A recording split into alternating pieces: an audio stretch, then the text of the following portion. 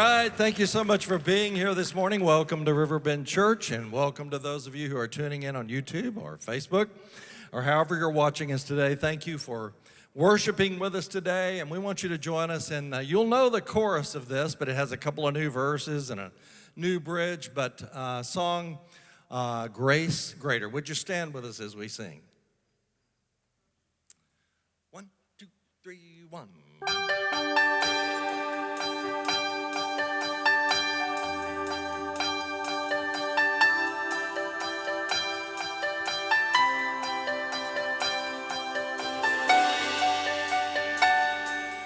There is a song that calls to my soul.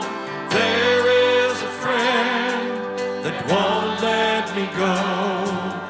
Dark is the snare that I cannot hide, and I see your arms of love open wide. I come just as I am. I come just as I am. Sing it with us now. Grace, grace, God's grace, grace that will pardon and cleanse within. Grace, grace, God's grace, grace that is greater than all my sin.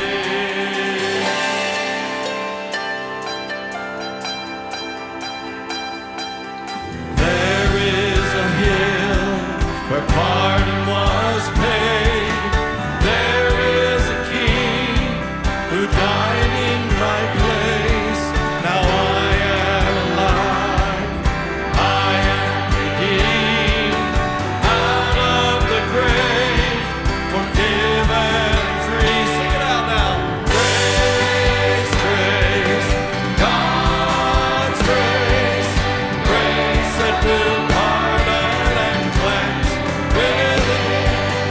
Grace, grace, God's grace, grace that is greater than all my sin. I fix my eyes on the cross forever. I'll put my hope in the love of my Savior. All of my sin and all of my shame is gone. Your grace is grace. Sing that with me now. I fix my eyes on the cross forever. I'll put my hope in the love of the Father. All of my sin and all of my shame is gone. Your grace is greater. Your grace is greater. I come just as I am. I come just as I am. Sing it out. Grace, grace, God's grace, grace that will pardon and cleanse within.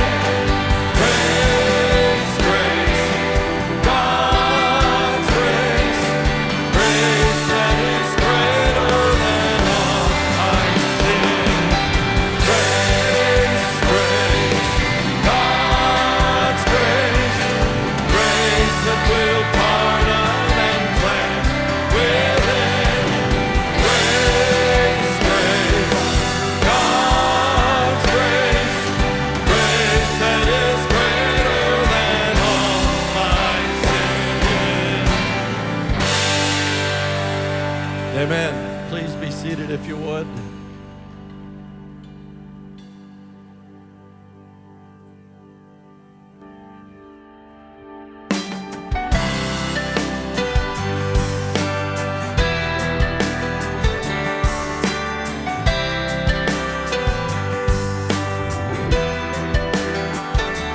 In my mother's womb, you formed me with your hands. Known and a breath. When I doubt it, Lord, remind me I'm wonderfully made. You're an artist and a potter. I'm the canvas and the clay. You make all things work together for my future and for my good. You make all things work together for your glory and for your name.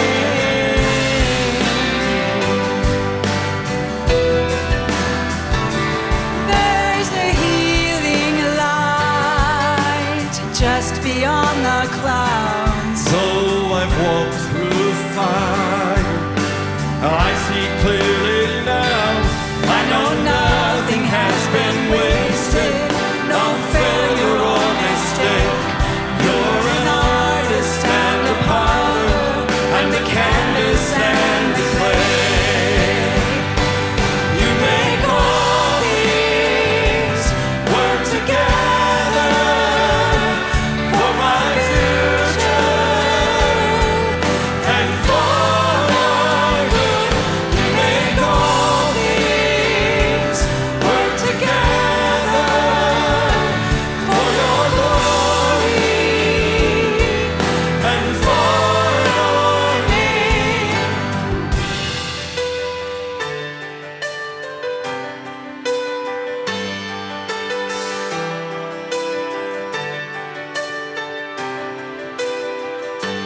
When I doubt it, Lord, remind me I'm wonderfully made.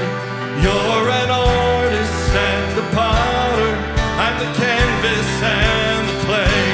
I know nothing has been wasted, no failure or mistake. You're an artist and a potter. I'm the canvas and the clay. You make all things work together and for my good. You make all things work together for your glory, Lord, and for your name. When I doubt it, Lord, remind me I'm wonderfully made. You're an artist and a potter. I'm the canvas and the clay. I know nothing has been wasted, no failure or mistake. You're an artist and a potter. I'm the canvas and the clay. You're an artist and a potter. I'm the canvas and the clay. You're an artist and a potter. I'm the canvas and the clay.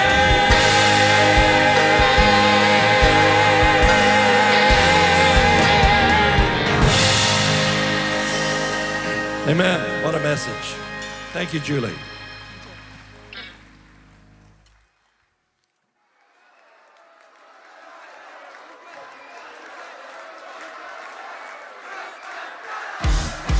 You are the reason for life, the air inside my lungs. You've taken hold of my heart, and there's no doubting that your love is unexplainable, phenomenal. And what your grace has done is nothing but a miracle. So tell me, how could I ever turn away from you when you've always been the way, the life, and the truth? You've given me a new, true reality, living for the one who set me free. You've given me a vision better than a dream. You ain't gotta wake me up, it's not a fantasy.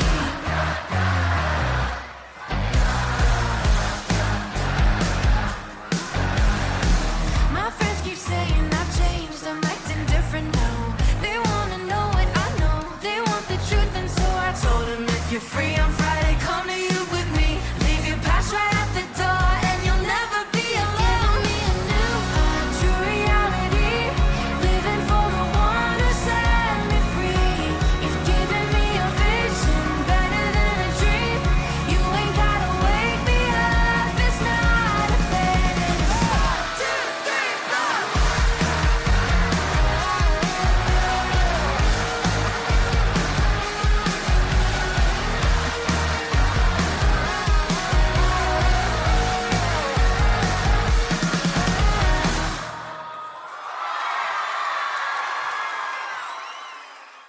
Wow. There you go. There's a lot of energy during this last week with our students. They were at camp. My two daughters were there. They came back and they went to bed at 10 a.m. yesterday morning when they got back and slept till 10 o'clock last night. Got up and ate and then went back to sleep again until this morning. So you know when they're sleeping that much, they had a lot of fun, right? We want to celebrate that. We want to celebrate that our students had an amazing week at camp, connecting with one another, connecting with God. My daughter, who said this quote, we became a family. The students that all went to camp together. So how great is that? And another thing that happened just a few weeks ago, which I know some of you are aware of, we've been announcing it, that we had an amazing vacation Bible school for our kids ministry here with a few hundred kids and about 70 adult volunteers.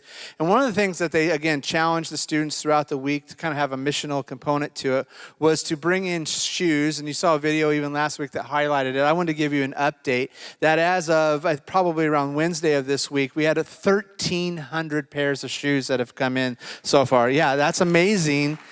And those are going to go help kids and people across the United States and across the world. So if you're still have some extra shoes in your home and you want to bring those in, I know they're still collecting them. We're going to actually be collecting them all the way up through back to the Bend and maybe even a little bit beyond that. So please bring in some shoes. We'll tell you where to take them. Bring them onto campus on a Sunday or during the week. We would love to continue to build that number of shoes that we're able to send out from here. Another thing just to highlight and celebrate is, again, just even this last Friday night, our children's ministry hosts a thing called Friday Night Fun, and they had over 50 kids signed up for that this last Friday night as well, where it's an opportunity for parents to go out, have a date night, have low-cost childcare. I think it's like $12 for you to bring your kids in. So I just wanted to highlight some of those amazing things that our children and youth ministry are doing here at Riverbend. They are doing some fantastic things. If you have a kid, or you know a kid, okay, let's just ask. How many of you know a kid? Like 0 to 18 years old. I think every hand should go up, right? All right, well, all of us probably know a kid. Whether they're living in the four walls of your home or somewhere, you need to invite that kid to come and check out what's happening in our children's and our youth ministry here at Riverbend. Listen, I've been doing youth ministry. I did youth ministry for over 25 years. And I've been in ministry as a professor and now here at Riverbend. And I can tell you, without being biased, that we have one of the best children and youth ministry programs that I know of across the country. I honestly really believe that. So you need to get your kids. Yeah, we got a great team. Get your kids involved. Give them that little nudge. I get it. I have kids, right? I know that sometimes they need that encouragement and that nudge to participate and to come. But I know that the quality of what we're offering over there is amazing. There's a couple other things that are still coming up as well. Both of these events just happen to be on July 15th. There's an event for kids called the Glow Party. Right? Glow Party, it's an annual event that I know we do here at Riverbend for kids ministry. And then that evening for student ministry, they're hosting they're calling a barge party. So they're renting a barge boat on Lake Travis, going out, having some fun, hanging out together, building community. Both of those events are on July 15th. There are some of these flyers around campus. You can pick one of these up, and they have information on how to register your child for that event. But parents, we haven't forgotten you. We know statistics are that if a kid is going to succeed, quote, quote, succeed in their life, in their faith, in their development of who they are as a person, that comes mostly from you and grandparents and the influence, again, of those core people in their lives. The church, we play a part, for sure. But statistics say that we get about 40 hours a year, 40 hours a year of time, like a week at camp, added up, Sunday mornings when you're here, 40 hours. But you as a parent or grandparent have over 3,000 or 4,000 discretionary hours through the course of a year to invest in discipling your student, your kid. So we want to make sure as a church, my job is to make sure you are resourced. You have the tools. You're encouraged in doing that well. Because if that is true, that you're the biggest influencer on their faith development, then we have a responsibility to help you to do that.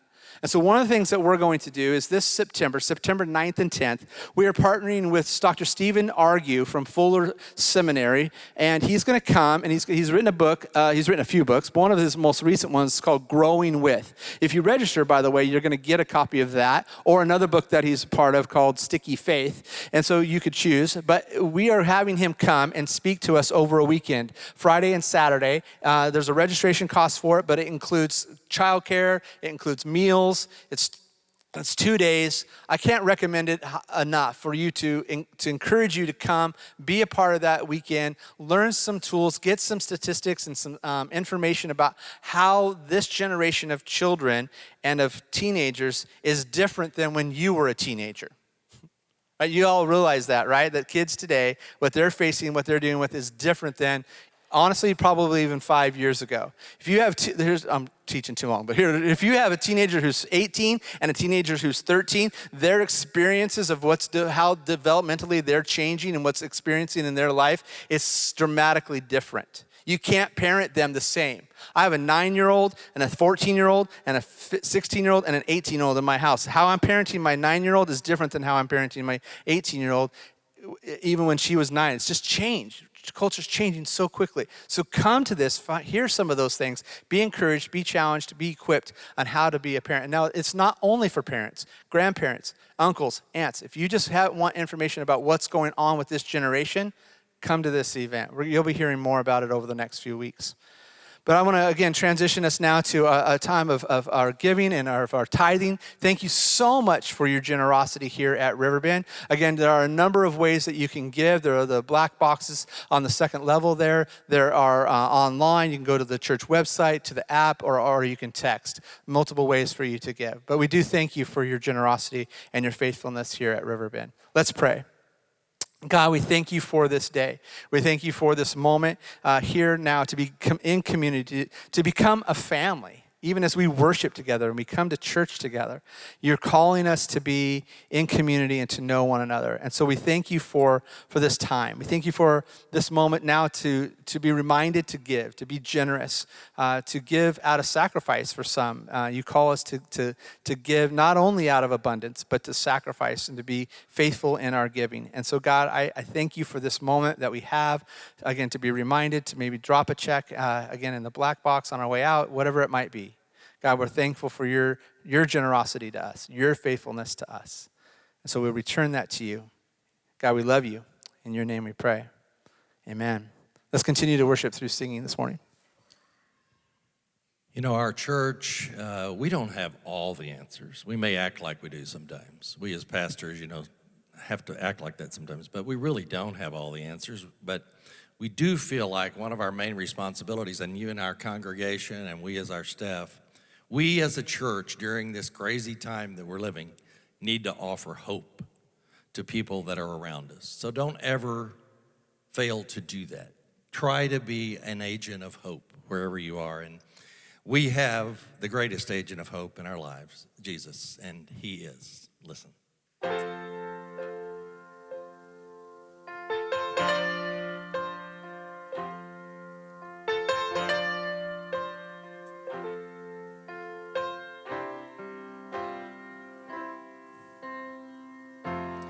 If you're troubled, heavy-hearted, come to Jesus and find your peace. If you're run down, empty-handed, come to Jesus and find your strength. He is hope for the hopeless, rest for the weary, help for the hurting. He is mending the broken, bearing the burden, all that you're needing. He is. If you're wandering in the darkness, come to Jesus and find your way. If you want freedom, need forgiveness, just come to Jesus and find his grace. Hope for the hopeless, rest for the weary,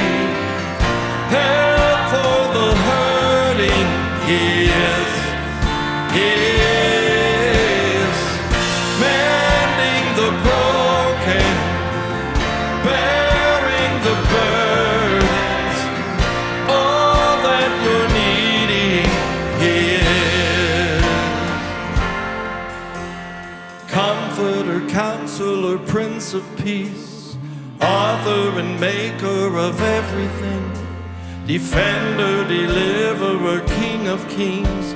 He is helper and healer forevermore, Savior and shelter through every storm, my refuge, Redeemer, and Lord of Lords. He is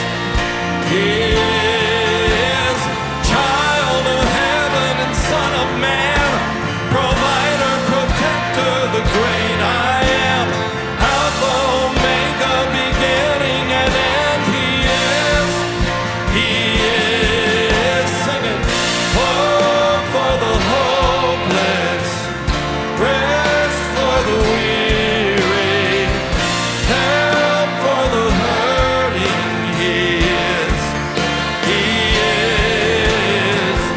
mending the broken, bearing the burdens, all that you're needing. He is, sing that with us. He is hope.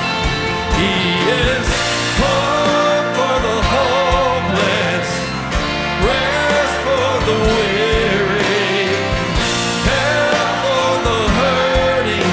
He is mending the broken, bearing the burdens, all that you're needing. He is all that you're needing. He is.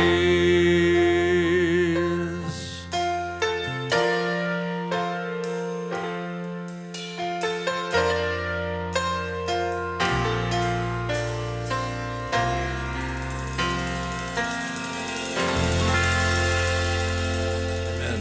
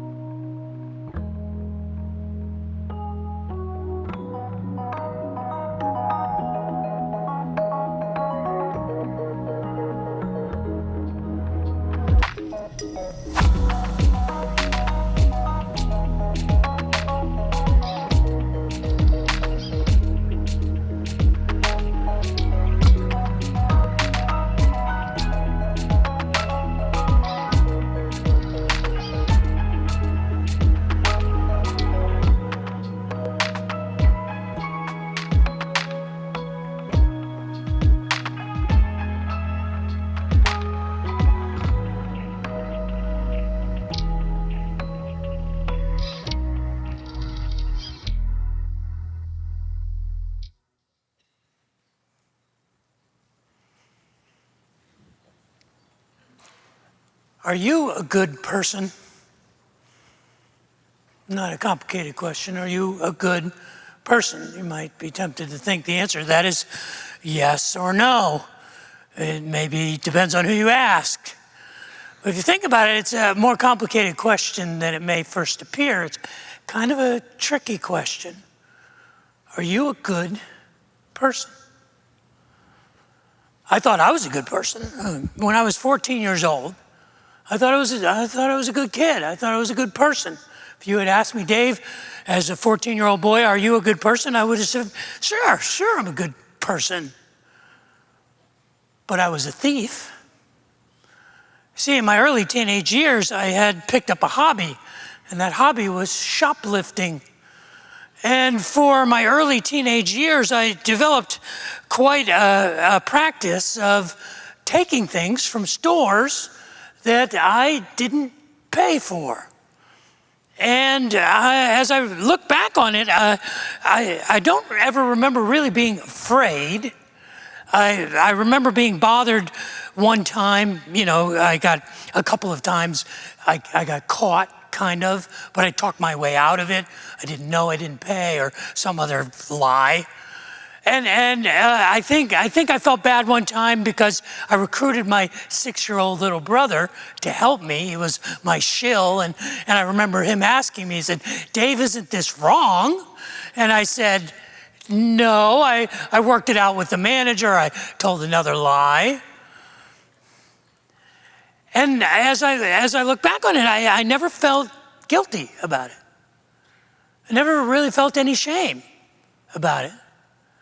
See, it was easy for me to rationalize it, for me to justify it. You see, I was taking things that I needed, things that I couldn't afford.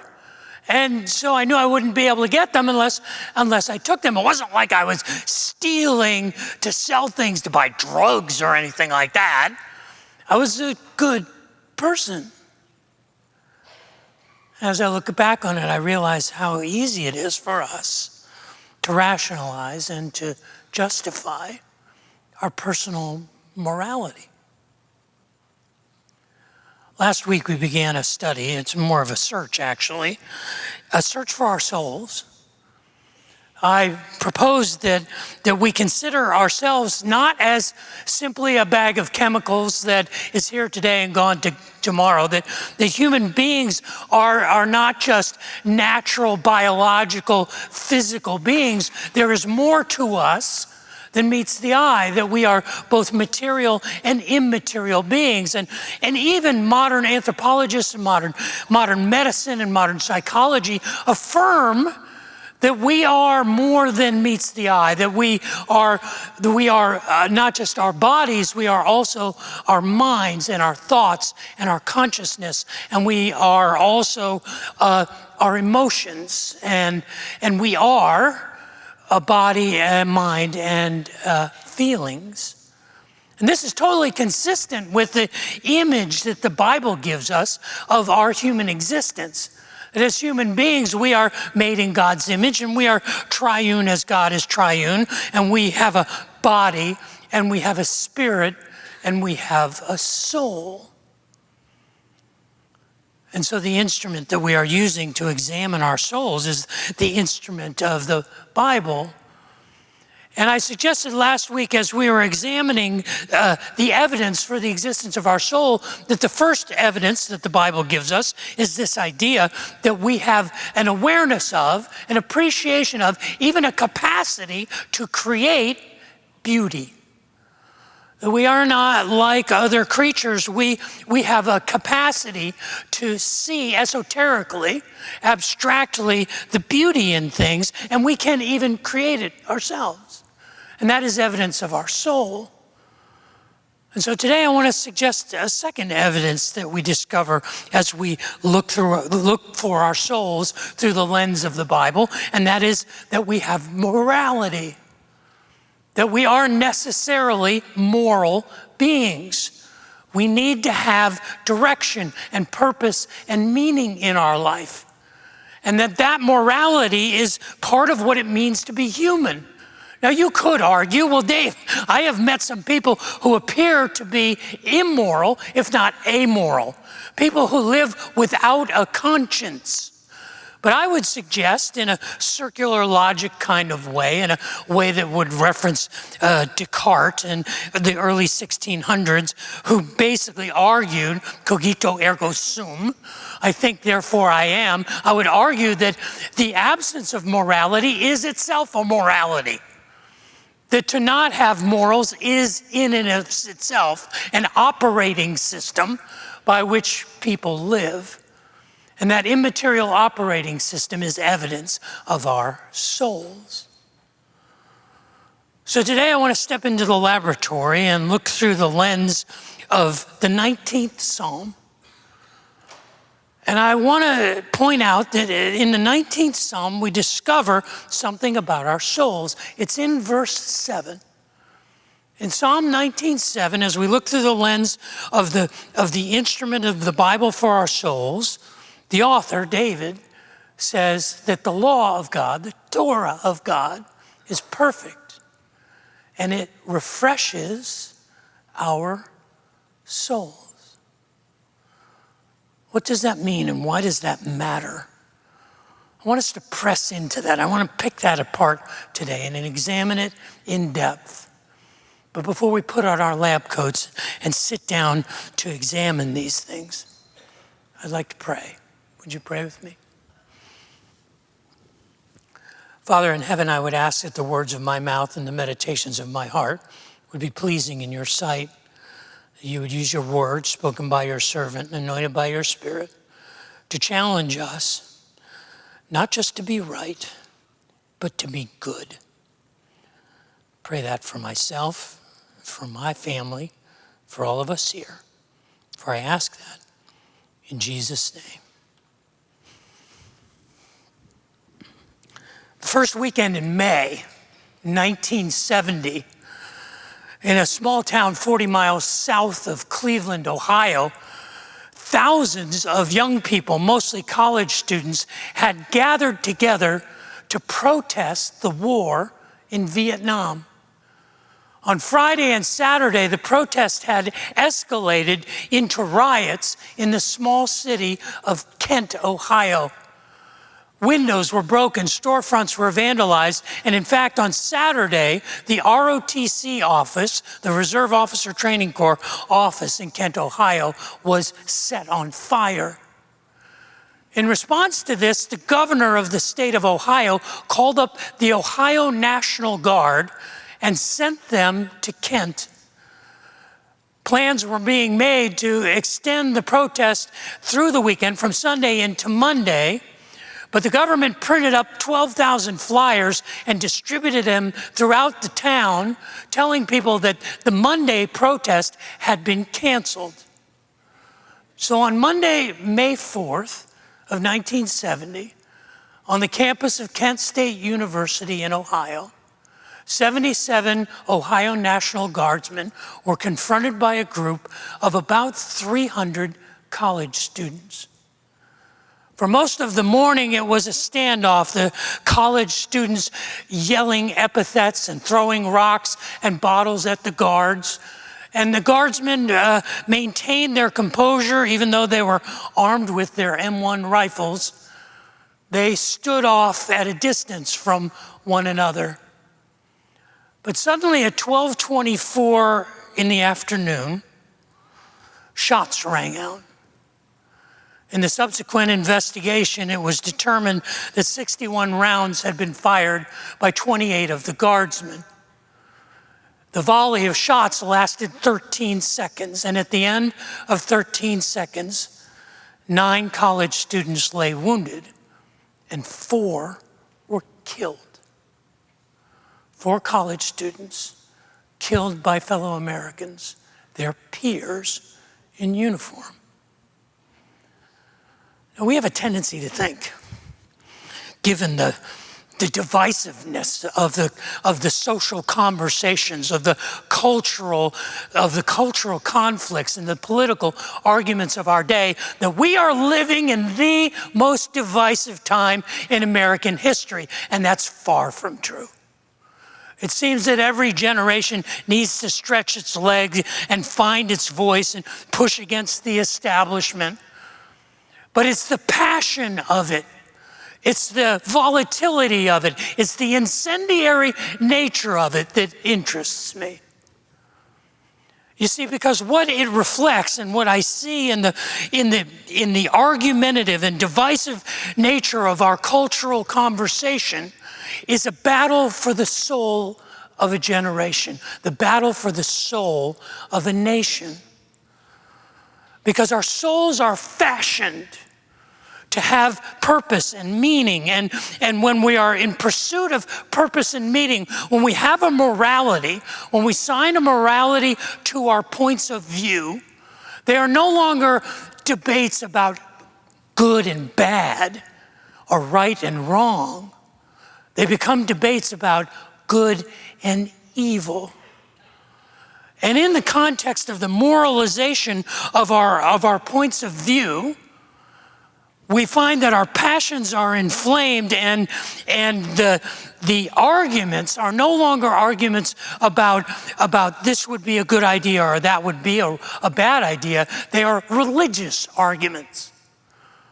They're not just political or sociological debates, they are spiritual and theological debates. And if I'm familiar with anything, I'm familiar with religious debates when I hear them. And what I hear all across our culture are people not arguing about their points of view and not arguing about facts, but arguing about what they believe. And once we start to talk about what we believe, we are entering into the realm of our soul. And when we explore the nature of our soul, we find out the intensity that is associated with it. As we search for our soul through the lens of the 19th Psalm, we come down to verse 7. And in verses 7, 8, and 9 of Psalm 19, David builds on this idea that he captures in verse 7, that the Torah of God is perfect. And that the law, that the morality of God has the ability to renew, to resurrect, to refresh our souls, to liberate our souls.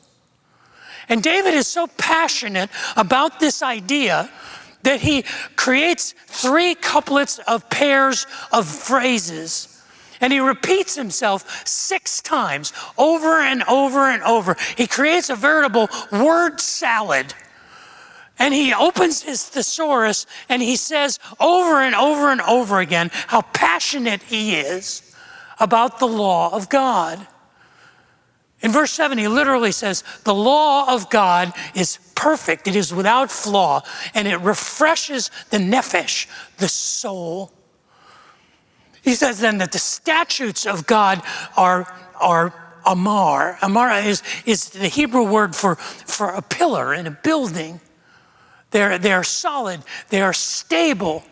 And because the statutes of God are reliable and trustworthy, they make wise. The Hebrew word is hakam.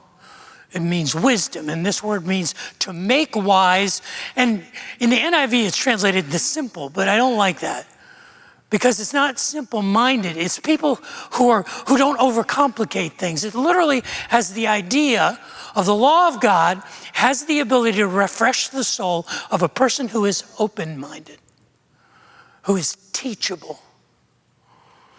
He goes on to say that the precepts of God are right. The precepts of God are so life-giving that they are able to give joy to our heart, to the love.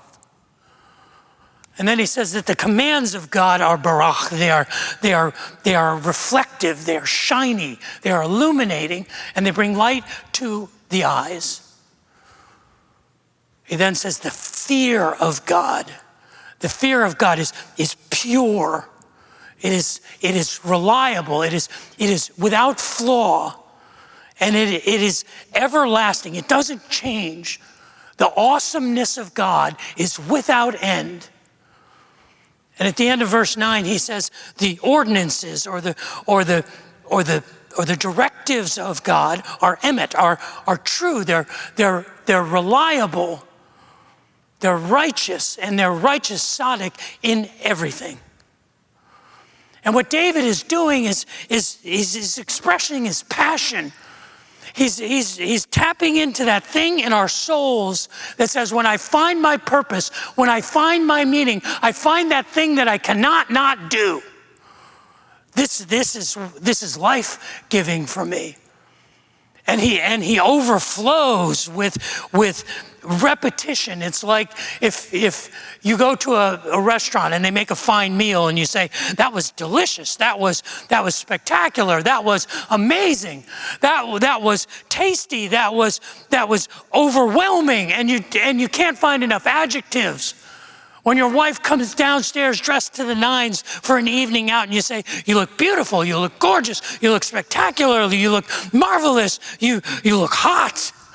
And you can't find the words. This is what David is doing.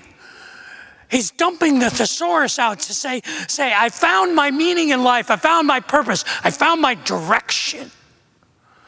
And in finding that, I found life itself. Verse 10, he puts an exclamation point on it. where he says that the law of God, the Torah of God, the morality of God, the meaning that I find in my faith and in my soul is more precious than gold. It's more precious than refined gold, than gold that has been made into fantastic jewelry. It's sweeter than honey, and not just any honey, but honey straight from the hive, straight from the honeycomb. You see, this is the cry of our souls. The cry of our souls is for meaning and for purpose and for direction. It's for boundaries, for rules, for guidance. And when we find that, we find life itself. David goes on to say there, and the thing that he does that's interesting is he repeats one word 6 times. He repeats this word, Yahweh. Is the name for God, the sacred name, the personal name. The name that God gave Moses in the burning bush. It literally means I am. And it is inserted 6 times. In these verses, it's the only word that is repeated over and over.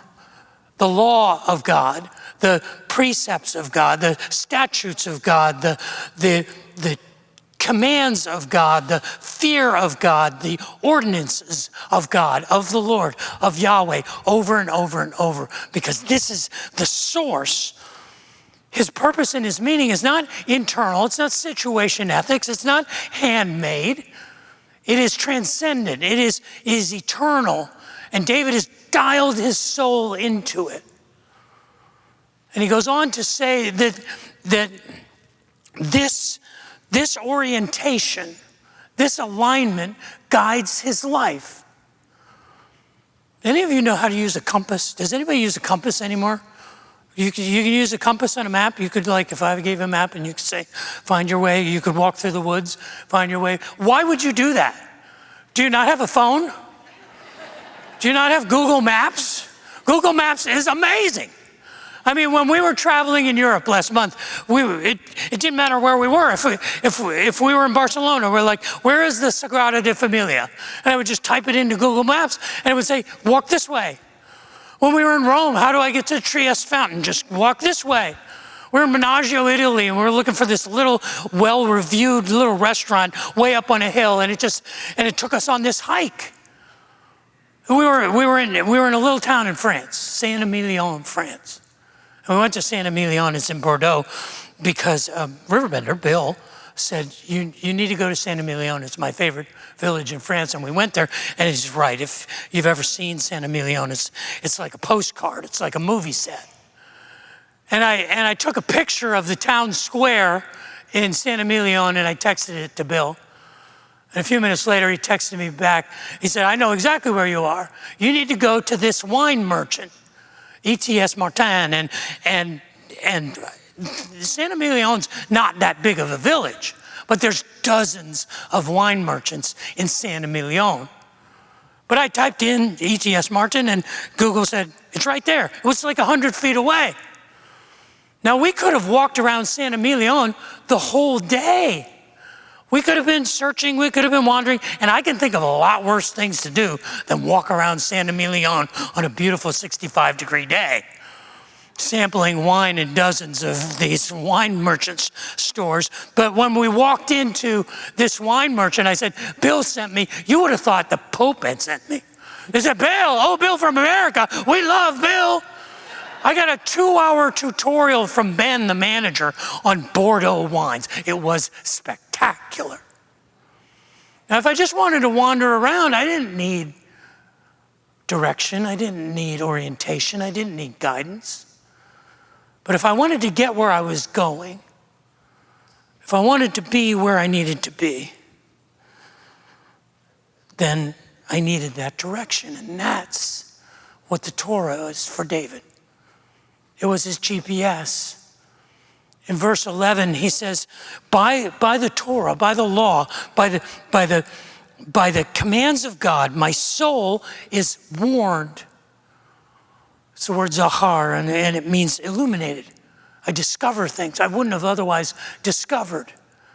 And he says, in keeping the Torah of God, there's great reward. And the word for reward is akab, and it literally means footprints. And it's almost as if we follow a path that has been set out for us. It's the cry of our souls to have a meaning and to have a purpose in life. And that code, that moral code, is the language of our soul. It is the evidence that our souls exist. It is how we care for our souls by searching it out. It's what I've spent 50 years of my life doing. Asking the question, what would you have me to do? Who would you have me to be? How would you have me to live? I have fashioned my entire life on that pursuit, on that purpose, on that mission, orienting myself to that morality. This is evidence that we are more than just physical beings, a bag of chemicals or bones, or we are just more than our physical bodies.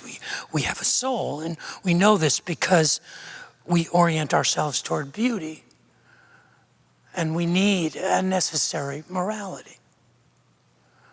Next week, we'll talk about the third line of evidence that brings all of these things together, but we need to take a moment to talk about how this works in real time. Anybody watch the news the last 72 hours? Anybody have an opinion about what's going on in the news over the last few days? I know you do. You may not realize it, but you are sitting in a room with people who disagree with you. You are sitting in rows and in sections of this auditorium with people who violently, rigorously see things exactly the opposite from you. I promise you, if I were to tell you what my personal political or ideological convictions are, that half of you would disagree with me. And that's a good thing. You see, I think we're all aware of the intensity of the division and the incendiary nature of our political and our cultural debates, that it is dividing us. And really what I see when I see the emotion and the intensity that is attached to our cultural conversations, I see our souls laid bare. I see our souls in turmoil, because what is going on, what is at stake, are the souls of our neighbors in our community and the soul of our nation. And so the intensity of the disagreement doesn't surprise me. And as I look around the landscape of our church and other churches, I realize that conventional wisdom would say, pick a side, choose a team, take a stand. And there are many churches in this city and many churches in this country led by men and women that I know and I respect. And they feel called to be representing one side of the argument or the other. And they say, this is what we believe. This is our conviction. This is what we represent. And they draw together people who agree with them. Because who doesn't want that? We all want to be right. We all want people around us to go, you know what? You're right. They're wrong. You're right. You're good, they're bad. Who of us doesn't want to gather together with like-minded people, birds of a feather? And I understand that, and I'm thankful that there are refuges where people can be together and they don't have to be so combative. And the conventional wisdom would say that it takes courage to take a stand, to pick a side. But I would say it takes even more courage to be a peacemaker, to be a bridge builder. It takes more courage to build than to tear down, to be a peacemaker than to be a troublemaker. And that is our mission. Our mission is not to divide. Our mission is to bring people together. Our mission is to find the good. We know how we are different. We know what our opinions are. But our mission is not to be right as much as it is to be good.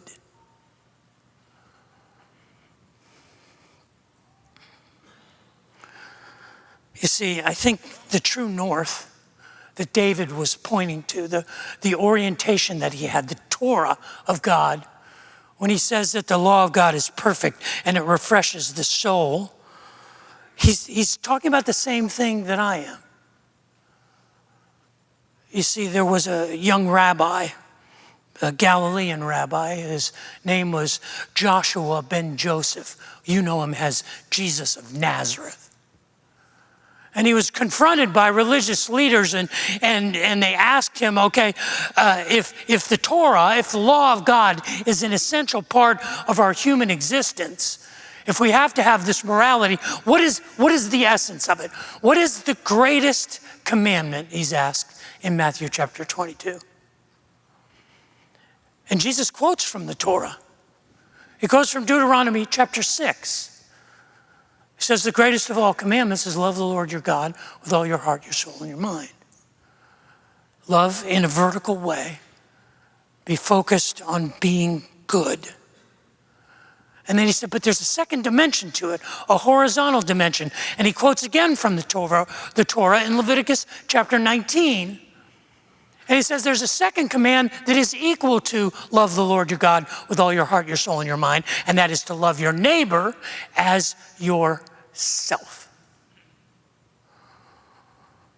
And Jesus is orienting our souls to the morality of God, and he is reminding us that it's not necessary. We don't have to be right, but we have to be good.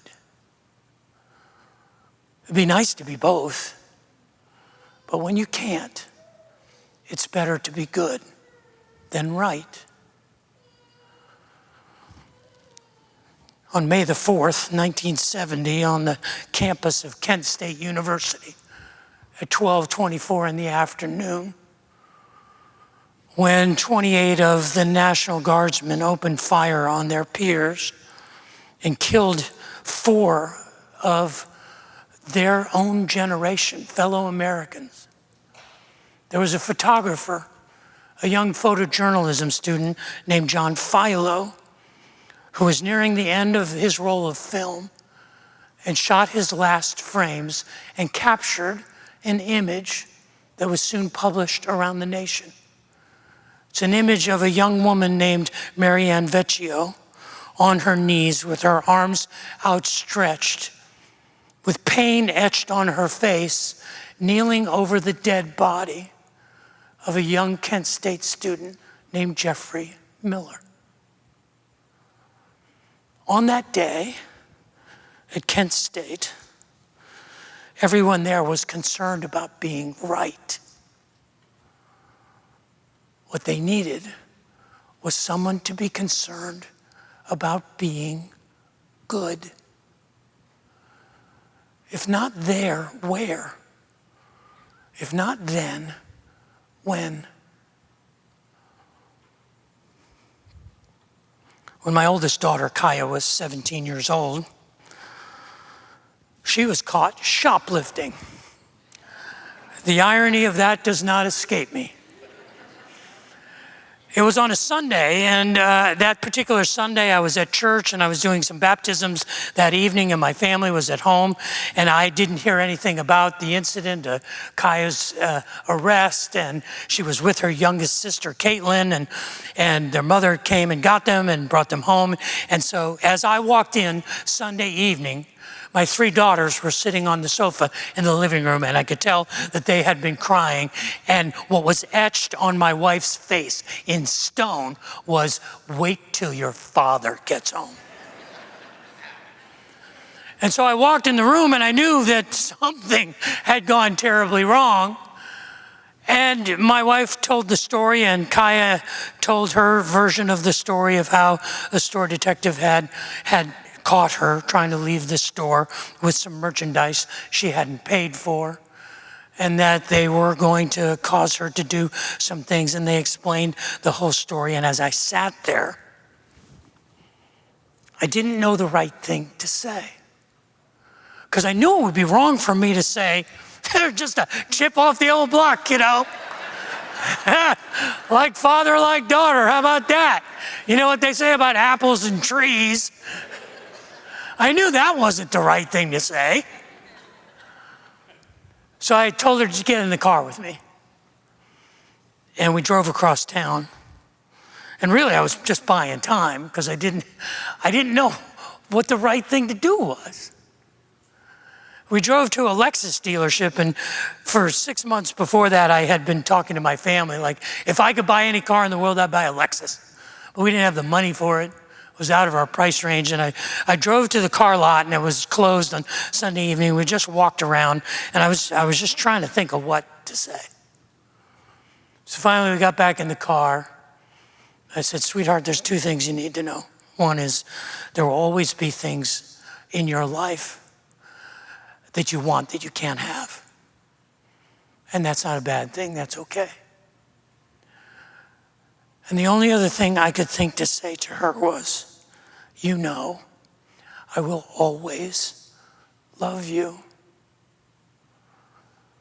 I didn't know the right thing to say, so I chose to say the good thing. Sometimes when we don't know what's right, we need to do what's good.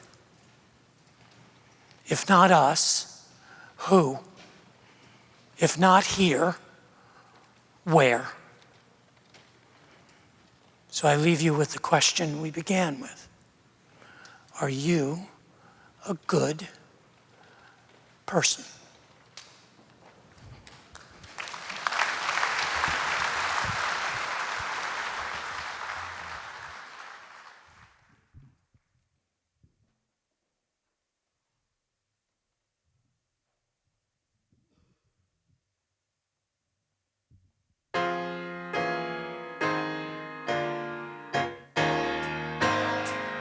When my troubles are a little too heavy, who can I turn to share the weight?